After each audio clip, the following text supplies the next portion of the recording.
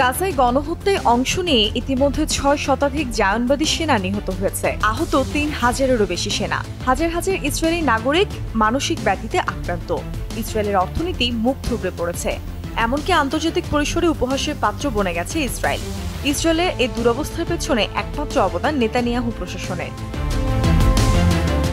সোমবার ইসরায়েলের গুরুত্বপূর্ণ গণমাধ্যম হারেটস একটি সম্পাদকীয় প্রকাশ করেছে, যেখানে নেতানিয়াহু ইসরায়েলের ক্ষমতা গ্রহণের পর থেকে তার ব্যর্থতা উল্লেখ ও তার রাষ্ট্র পরিচালনার যোগ্যতা ও দক্ষতা নিয়ে প্রশ্ন তোলা হয়। এমনকি ইহুদি রাষ্ট্রটি শততম বর্ষ উদযাপন পর্যন্ত ধ্বংস ঠেকাতে পারবে কিনা এমন আশঙ্কাও প্রকাশ করা হয়েছে।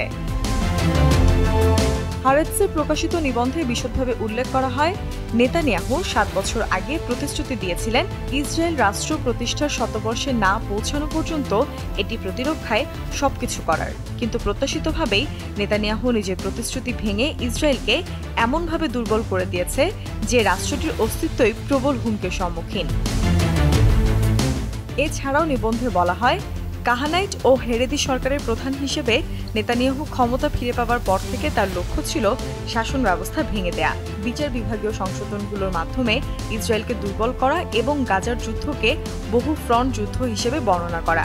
সেখানে আরও উল্লেখ করা হয়, ৭ই অক্টোবর গাজায় হামাসের নেতা ইয়াহিয়া সিনওয়ার নেতানিয়াহুর জন্য যে ফাঁদ তৈরি করেছিলেন, সেই ফাঁদের মধ্যে চোখ খোলা রেখে হেঁটে আটকেছেন তিনি। হারেটসের মধ্যে যুদ্ধের প্রথম প্রহর থেকে নেতানিয়াহু নিজের রাজনৈতিক ক্যারিয়ার বাঁচাতে সবচেয়ে বেশি মনোনিবেশ করেছেন। তিনি তার রাজনৈতিক ব্যর্থতার দায়ভার বহন করতে বরাবরই অস্বীকৃতি জানিয়েছেন এবং জনসাধারণকে বিভক্ত ও বিভ্রান্ত করে চলেছেন। জনগণের মধ্যে সংঘর্ষ উস্কে দিচ্ছেন, তাদেরকে রেজিমের বিরুদ্ধে অভ্যুত্থানের রাস্তায় ঠেলে দিচ্ছেন।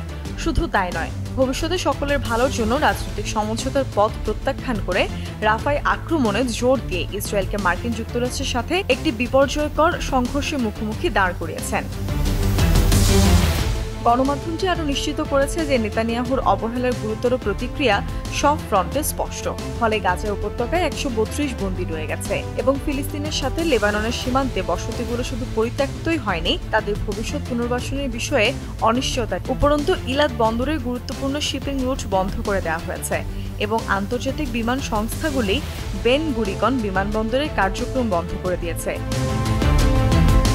হারেটস আরও জানায়, ইসরায়েলের ক্রেডিট রেটিং কমে গেছে, সেই সাথে বাজেট ঘাটতি এবং মুদ্রাস্ফীতি বৃদ্ধির দ্বারপ্রান্তে। এছাড়াও ইরান ইসরায়েলে শত শত ক্ষেপণাস্ত্র এবং ড্রোন নিক্ষেপ করে স্পষ্ট হয়েছে, বিনা সাহায্যে নিজেকে আত্মরক্ষা করতে ইসরায়েল অক্ষম। নেতানিয়াহুর জন্য ইসরায়েল আজ গণহত্যার অভিযোগের মুখোমুখি। প্রকাশিত নিবন্ধে আরও বলা হয়, ইসরায়েলকে বাঁচাতে একটাই পথ খোলা, নেতানিয়াহুকে পদত্যাগ করতে হবে এবং ৭ই অক্টোবরের বিপর্যয় ও যুদ্ধের ত্রুটিগুলোর জন্য তাকে দায় স্বীকার করতে হবে।